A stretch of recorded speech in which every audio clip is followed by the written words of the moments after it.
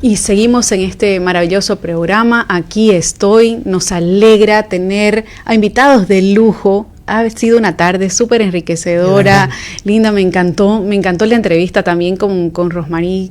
Cada vez que ella viene nos llevamos algo increíble. La cabeza, ¿no? Y dice, yo estuve en dependencia.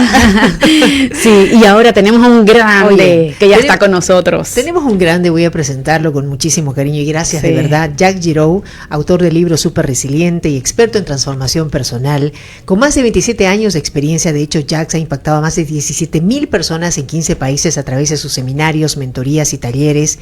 Ingeniero especializado en desarrollo organizacional, máster en teología y espiritualidad, trainer en PNL, master coach y facilitador, certificado en gestión de proyectos, facilitador internacional de Insight Seminaries, y justamente con él vamos a hablar de un tema muy interesante, que es súper resiliente. Lo saludamos, querido Jacques, ¿cómo estás? Te mandamos un abrazo desde aquí, desde Bolivia, de Santa Cruz, allá donde vos te encontrás. ¿Cómo te va? Hola, buenas tardes. Feliz de estar aquí con ustedes. Estoy en Miami, pero tengo parte de mi corazón cruceño, definitivamente. Tengo un cariño especial a Santa Cruz. Sí, ya. ¿Cómo estás? Ahí te saludo con muchísimo cariño. Mira que tengo acá. Mira, lo tiene el libro, lo quiero ese libro, lo tengo el libro y lo tengo autobiográfico. Oye, mira, ¿qué es eso? Sí, mira, porque bueno, tenemos unos amigos en común con Jacques y ellos justamente antesito o en pandemia estuvieron con Jacques y me lo llevaron a casa porque éramos vecinos, así que el libro me acompañó y no sabes el bien que me hizo. Me encanta el libro, Jacques, así que muchas gracias. Desde ese momento también te sigo en redes y conozco gran parte de tu trayectoria. Con justamente los vecinos estuvimos en los seminarios Insight y la verdad disfrutamos muchísimo. Oye, qué belleza. Sí. Y mi hermana participó también de un Insight que dio Jacques y me decía, bueno, es fantástico y realmente te agradecemos por tu tiempo, Jacques. Gracias. Demasiadas flores. Pero está bonito, mira el cariño que tenés. Mira el cariño. Sí. Mira que ese libro ya lo voy a querer, ¿eh? Sí, yo te lo comparto también. Porque no teníamos la posibilidad de conseguirlo acá, tu libro, Jacques. El libro está en Amazon. En formato impreso, está en Amazon Kindle y está en Amazon Audiobook también. En Audibles está grabado con mi voz y se puede descargar en la versión digital o en la versión de audio. En caso que no lo puedas conseguir en papel. Qué bueno. Bien. Bueno, empezamos entonces. Hay muchísimas preguntas al respecto, querido Jacques, especialmente de este nombre, Súper Resiliente, ¿verdad? Sí. Yo le mandaba un audio a Jacques para que él pueda entender un poco la situación en la que estamos. Seguramente la sabe, pero otra cosa es conocerla de alguien que está viviendo la realidad en el país. Y le decía, estamos por momentos muy, muy complejos. Él es venezolano. Sabemos que su país también ha pasado por muchas cosas similares a las nuestras. Claro. Y tiene una historia muy interesante que también comparte en su libro. Entonces yo le decía, Jacques, ¿por qué no hablar un poquito de eso y tratar de inyectar a la gente más sobre este tema que creo que nos puede hacer mucho bien el ser súper resiliente? Así que por eso te hemos invitado.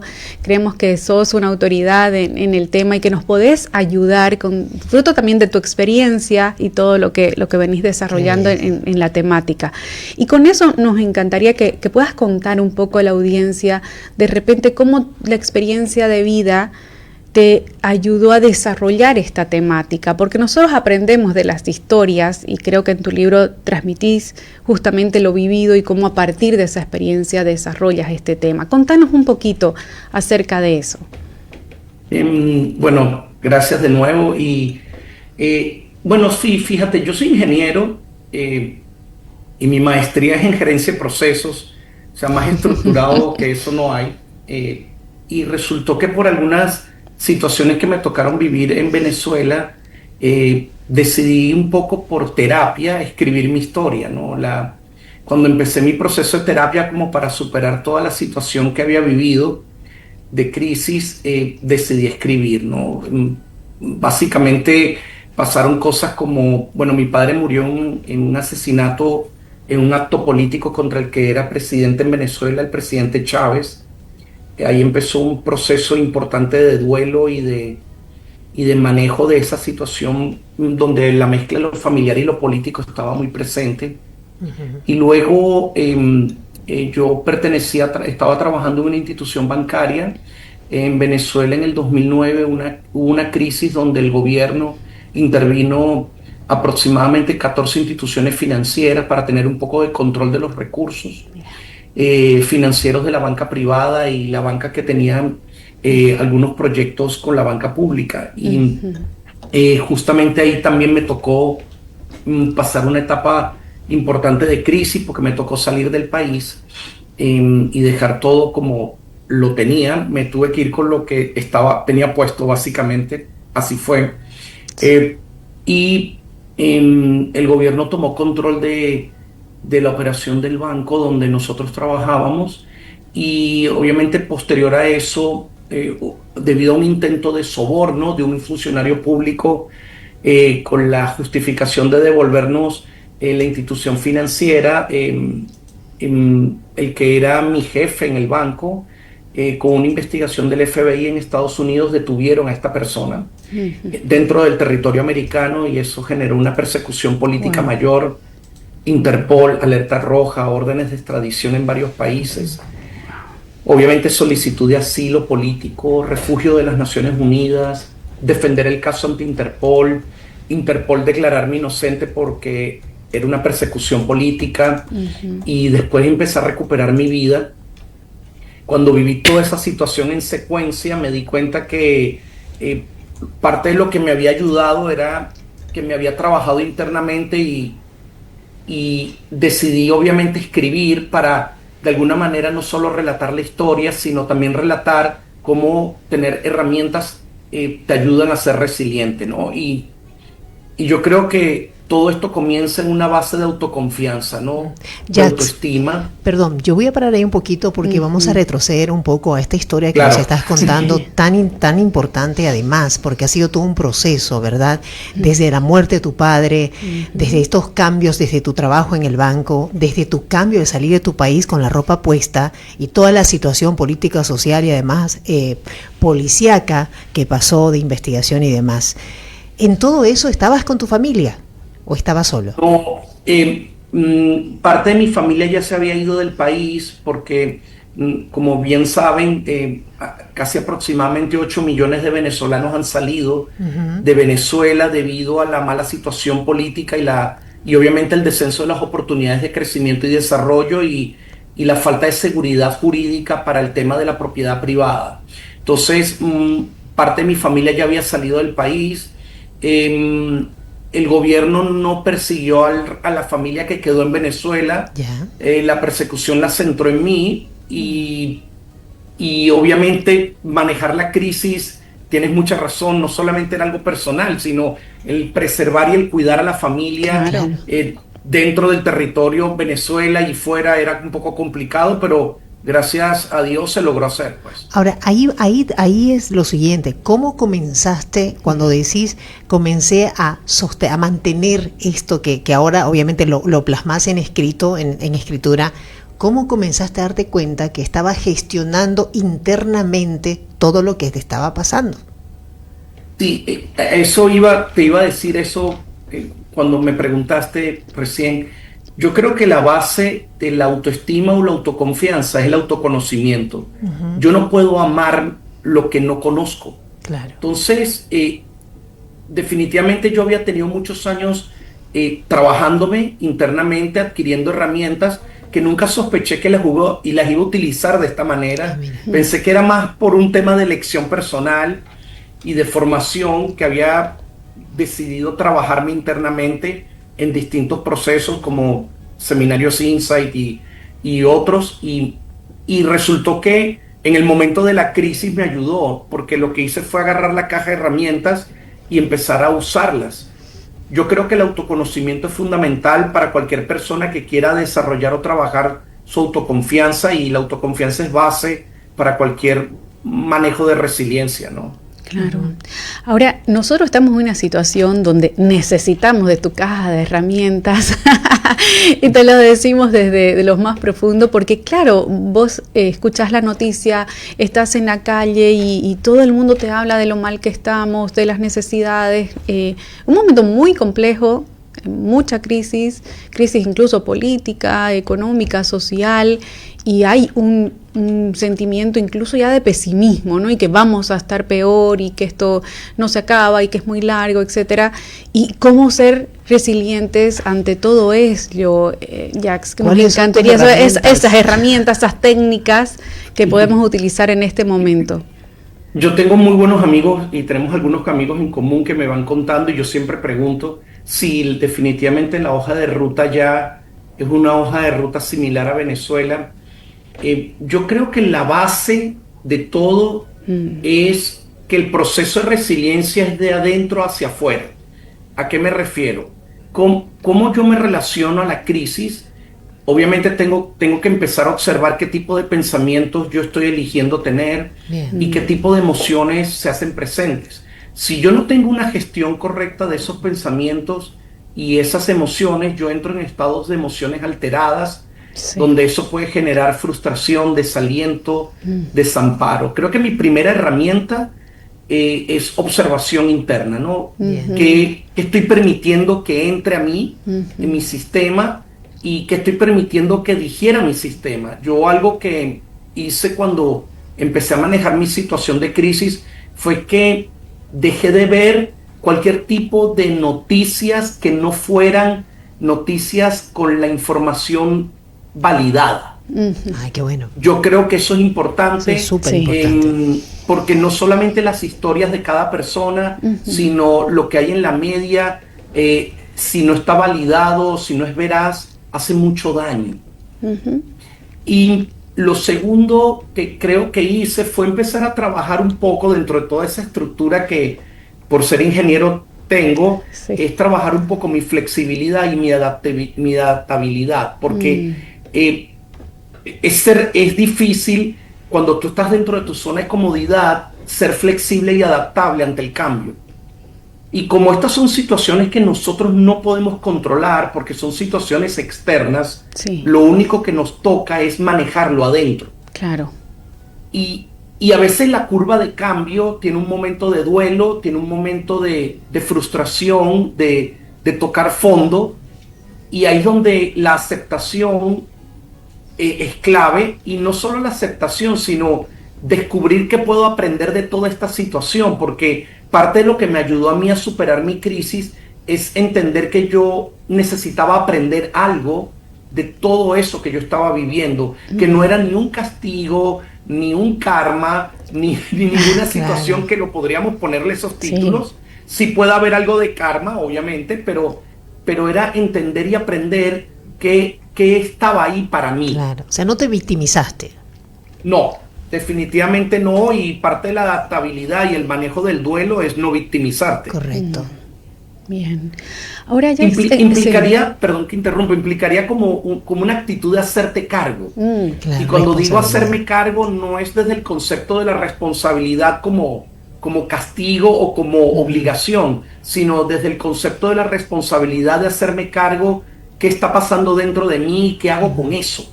Claro. ¿Qué acción correctiva puedo tomar sobre eso? Bien. Sí. Hay una parte en el libro muy interesante que habla del espiral del desánimo. Y en este caso, en las circunstancias actuales, es muy probable que hayan personas que estén atravesando por esa espiral.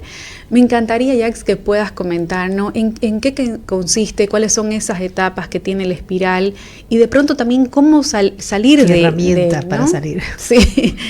Sí, el espiral del desánimo es una hora, ¿no? Claro. Nos puede tomar una hora o más. Yo feliz. Perdón. El espiral del desánimo es como una secuencia de tocar fondo, donde hay una parte de desaliento primero, luego hay una parte de desamparo, como donde no nos sentimos ni cuidados, ni apoyados, ni protegidos. Luego hay una parte del desánimo que llega a la frustración, y luego eso termina en en algo que terapéuticamente se puede llamar como depresión, ¿no? Entonces, la única forma de detener eso es como tomar una acción que sea contundente y en alineamiento con el poner mi energía al servicio de algo. Cuando a mí alguien me llama y me dice que está en desánimo y desaliento, yo lo primero que le digo es, yo creo que necesitas empezar a servir. Me dicen, servir. Si yo estoy para que me sirvan. Y cuando digo de servir es porque cuando te colocas en un contexto amplio, te das cuenta que tu situación no es tan crítica ni tan severa en comparación con otras personas. Tengo un amigo que trabaja en los campos de refugiados en África, en la ACNUR, y lo que me cuenta es tan grave que lo mío, persecución, Interpol, 4 años perseguido, extradición, la muerte de mi padre, todo eso es leve. Wow. Comparado cuando tú te colocas en un contexto más de gran angular, eso me permite hacerme cargo mucho más rápido. Y lo segundo que yo creo que es clave en la espiral del desánimo es entender que si yo no me hago cargo de salir de mi zona de comodidad, me quedo atrapado en esas emociones alteradas.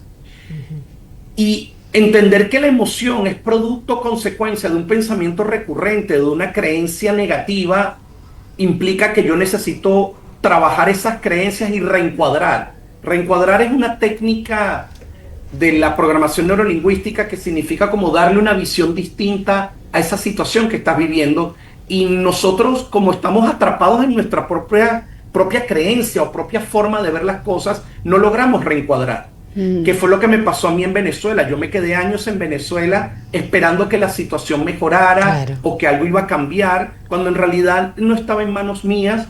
Y obviamente, por no entrar en un tema de política, la oposición en la política en Venezuela estaba muy dividida, muy llena de intereses o agenda oculta, y obviamente cuando no hay alineamiento en eso, me tocó de alguna forma emigrar o como parte de mi familia salir del país. Ahora, no porque no fuera venezolano, sino porque en realidad la situación se estaba volviendo inmanejable para la familia. A ver, aquí hay una pregunta. Bien, si bien saliste del país, obviamente estás en Miami, esa es tu historia. De repente hay la historia de alguien aquí en Bolivia que no puede salir del país, que tiene todo aquí.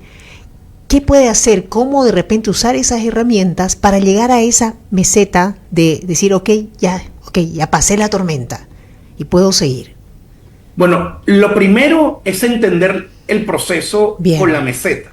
Bien. Primero hay una parte de negación de la realidad, donde ahí es donde pueden entrar las emociones alteradas y la espiral del desánimo. Luego hay una etapa como de falsa negociación, donde me autoengaño y donde finjo lo que se llama fingir demencia, ¿no? Como que yo finjo que todo está bien y que yo sigo adelante. ¿Por qué? Porque mi zona de comodidad no es tocada. Claro. Y ahí es donde está lo grave de esto, que es donde me vuelvo indolente y negligente e inconsciente de cómo la situación externa me puede afectar. Luego entro como en una parte de vacío, pero es porque no tengo herramientas, no tengo autoestima, no tengo fe. Exacto. No tengo la claridad de entender mi realidad dentro de todo este contexto, y no tengo herramientas para tener aceptación y compasión conmigo mismo. A mí me tocó mucho, yo creo que mi parte más desafiante fue esa, la de aceptar la realidad, abrazarla y entender que yo podía cuidarme internamente y que mi ambiente interno dependía de mí. Luego, obviamente logré eso con mucha fe, tiempos de meditación, contemplación, estudio, ponerme en movimiento, porque algo que sucede cuando estamos en esa espiral de desánimo es que nos quedamos paralizados o atrapados en la rutina. Decidí ser creativo, hacer cosas nuevas dentro de las posibilidades que tenía, y eso generó dentro de mí como una especie de aceptación, compasión hacia mí mismo y mi nivel de exigencia. Y el final, que yo creo que es lo más importante de ese manejo de la meseta, es gratitud. Entonces tú me dirás, gratitud de lo mal que está pasando la situación del país. No, es gratitud de aprender yo a manejarla, gratitud por tener claro conscientemente mi contexto en esa realidad, gratitud por mis propios valores, o por las propias cualidades que yo he manejado en todo esto.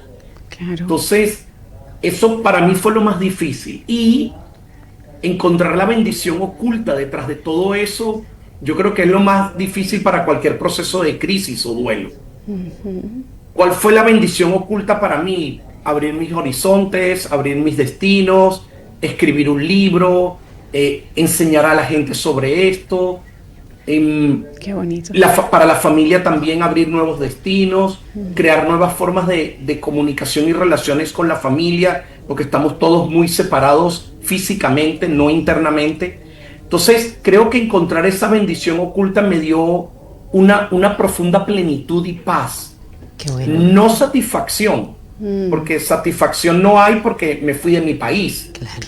Perdí mucho de mi patrimonio, pero sí plenitud y paz de encontrar esa claridad y ese aprendizaje dentro de mí. Sí. ¿Qué tiempo pasó de todo esto? Wow, mira, lo de la muerte de mi padre fue en 2002 y la persecución de eso duró 2003-2004. Luego lo del tema en Venezuela con mi salida 2009, la persecución duró hasta el 2014 y 15 y sigue. Yo igual no puedo ir a Venezuela todavía.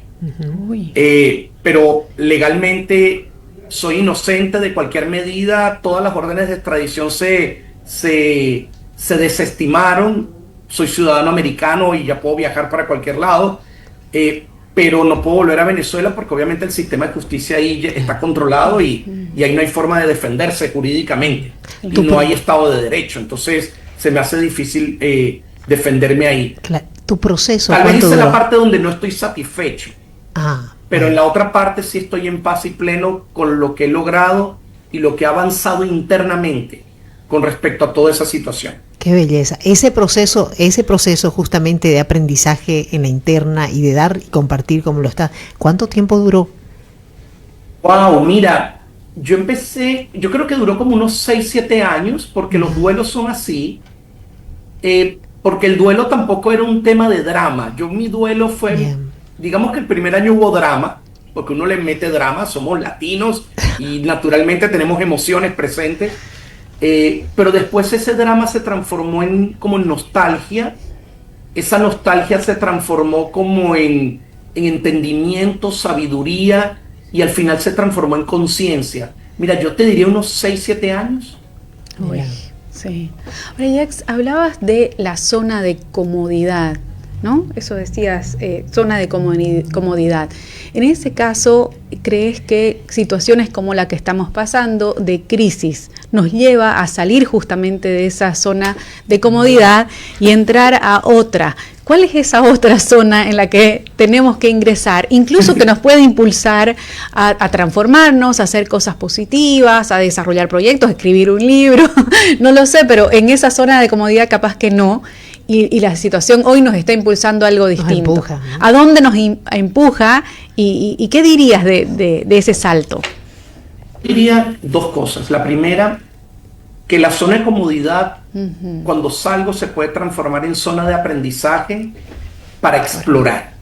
Explorar cualquier aspecto, circunstancia o situación o elección que haga para llevarme a un estado de más solidez dentro de mí. Eso sería lo primero. Pero lo segundo, y creo que es importante, es con quién me estoy relacionando. Yo creo que algo que a mí me apoyó es que mi círculo inmediato eran personas que se estaban trabajando. Es decir, eran personas que de alguna manera me apoyaban a salir de mi zona de comodidad y a manejar este proceso de aceptación de la crisis que yo estaba viviendo. Y rodearme de personas que apoyen esa elección consciente. Y no todas las personas lo manejan de la misma manera. Por eso yo creo que es importante y es muy útil saber que las primeras 5 o 10 personas que te rodean, tú vas a ser producto de eso también. Eso genera una conciencia más gregaria, más de unión. Exacto. No unión en ilusiones. Me refiero a unión en apoyo consciente, porque a veces se confunde eso de colaboración y unión como de lealtades, posiciones, ya sean políticas religiosas, de preferencias, etcétera. Claro. Me refiero más a una unión más desde principios, desde valores, de con quién converso, qué tipo de cosas converso, qué tipo de interacción y sinergia yo creo y de apoyo. Eso es lo que yo creo que en el caso de Bolivia y en el caso actual de Venezuela es lo que estaría disponible.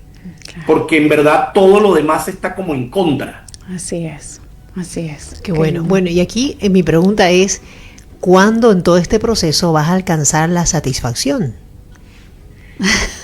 Bueno, eso fue lo que me tocó aprender duro, y te lo voy a compartir cómo lo entendí y lo aprendí. Claro. Cuando yo experimento satisfacción, la experimento a través de símbolos. ¿A qué me refiero? A ropa, familia, estatus, casa, pareja, dinero, viajes, títulos. Cuando yo experimento plenitud, lo experimento desde la experiencia. Es decir, paz, conciencia, sabiduría, amor, autoestima, conexión, compasión, capacidad de elegir. Entonces, las personas han confundido que necesitan sentirse satisfechos para saber que salieron de la crisis.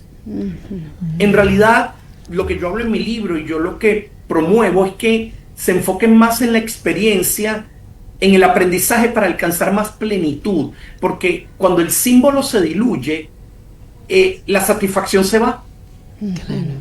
Porque si yo estoy viviendo un proceso de duelo y ya tengo una nueva pareja, entonces me siento satisfecho. Pero si la pareja se va de nuevo, entonces, o si pierdo la casa, o si pierdo el negocio, entonces la satisfacción es temporal y depende mucho del símbolo. La plenitud es mucho más a largo plazo, más consistente, porque depende de la experiencia, y la experiencia interna tú sí puedes mantenerla viva dentro de ti y no la pierdes a menos que pierdas tu conciencia.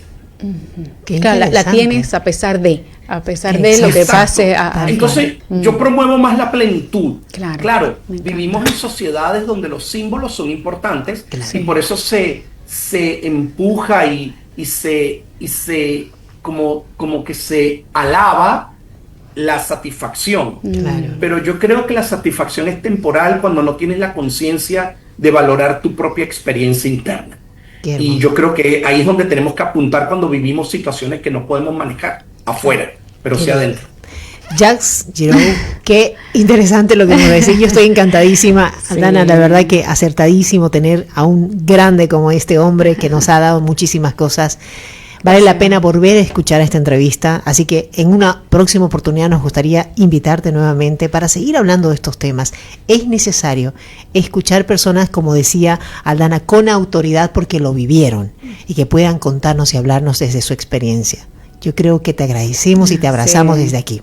Muchísimas gracias por tu tiempo. Y gracias por la invitación, por la conversación. Y yo lo último que les puedo decir es que yo creo que la paciencia no es un ejercicio de resignación, es un ejercicio de entendimiento y de autoconfianza, de que aunque las cosas afuera no estén como a mí me gustarían, yo soy dueño de cómo está dentro.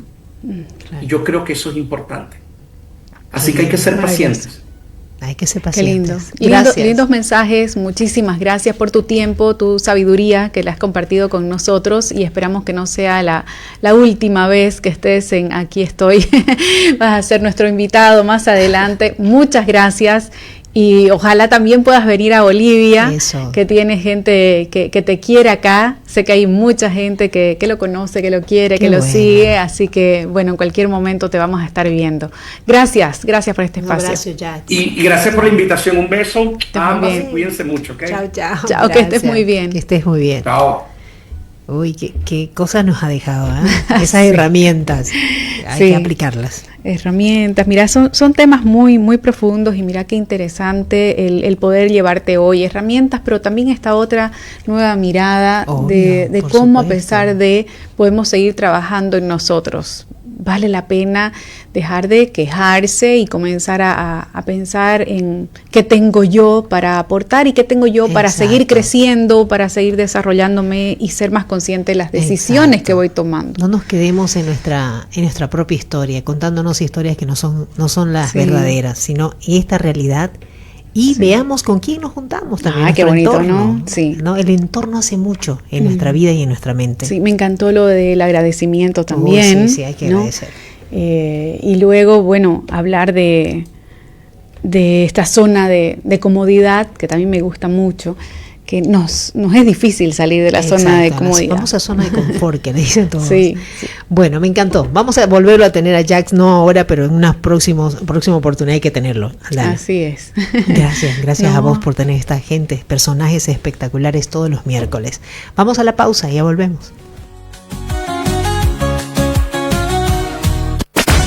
Aquí